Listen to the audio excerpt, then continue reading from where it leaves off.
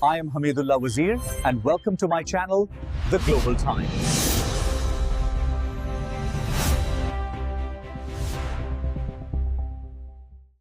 سب سے پہلے بات کرتے ہیں ملک کی سلامتی کی، جہاں پارلیمنٹ میں بلوچستان میں دہشت گردی کے خلاف حالیہ واقعات پر سیاسی اختلافات کے باوجود ایک غیر معمولی اتفاق رائے دیکھنے میں آیا۔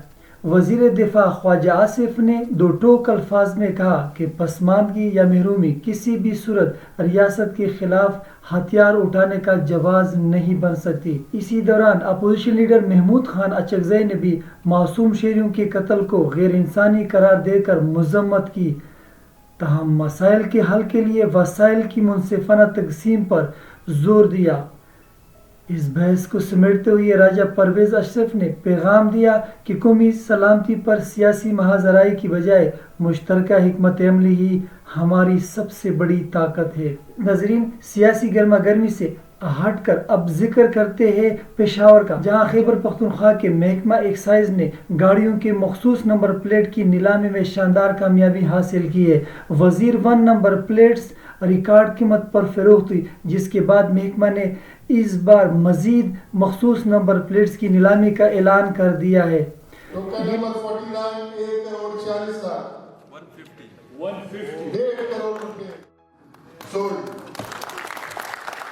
یہ نیلامی 14 فروری کو پشاور کے قیوم سپورٹس کمپلیکس میں ہوگی۔ اس بار داوڑ، وزیرستان، شینواری، محسود، خیبر، ہوتی، جدون، مروت، خٹک، قادری، پشتون، شیخ، راجہ اور آوان جیسے قبائلی اور خاندانی ناموں کے نمبر پلیٹس توجہ کا مرکز بنیں گے۔ اب دیکھنا یہ ہے کہ وزیر 1 کی شاندار کامیابی کے بعد اگلا چیمپئن کون بنے گا۔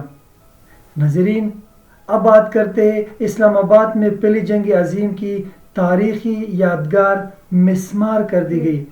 روزنامہ ڈان کے رپورٹ کے مطابق اسلام آباد کے علاقے کوڑی روڈ پر واقع برطانوی دور کی پہلی جنگ عظیم کی ایک تاریخی یادگار کو مسمار کر دیا گیا، جس پر قومی ورثے کے تحفظ سے متعلق سنگین سوالات اٹھ گئے۔ ڈان کی رپورٹ کے مطابق یہ یادگار 1914 کے بعد مقامی فوجوں کے قربانیوں کے اعتراف میں تعمیر کی گئی تھی اور یہ ریہاڑا گاؤں کے قریب ایک اونچی جگہ پر واقع تھی۔ تاہم اب اس زمین کو ایک نجی ہاؤسنگ منصوبے کے لیے ہموار کر دیا ہے۔ رپورٹ میں کہا گیا ہے کہ کیپٹل ڈیولپمنٹ اتھارٹی اور ایک نجی ہاؤسنگ اسکیم نے یادگار کو ایک راؤنڈ اباؤٹ میں منتقل کرنے کی اجازت طلب کی تھی، مگر محکمہ آثار قدیمہ نے اس تجویز کو مسترد کرتے ہوئے یادگار کو اصل مقام پر برقرار رکھنے پر زور دیا۔ اس کے باوجود ڈان کی رپورٹ کے مطابق یادگار کا ٹیلہ ہموار کر دیا ہے اور عمارت کو توڑ دیا گیا ہے۔ حکام کا کہنا ہے کہ وہ 2020 سے اس مقام کو محفوظ قرار دینے کے لیے ریکارڈ طلب کر رہے تھے۔ رپورٹ کے مطابق اس واقعے سے وزارت ورثہ کو اس وقت شرمندگی کا سامنا کرنا پڑا جب یونیسکو کے نمائندے پاکستان کے دورے پر تھے۔ سوال یہ ہے کہ اگر جنگ عظیم کی یادگار بھی محفوظ نہیں تو ہماری تاریخ آخر محفوظ کہاں ہے؟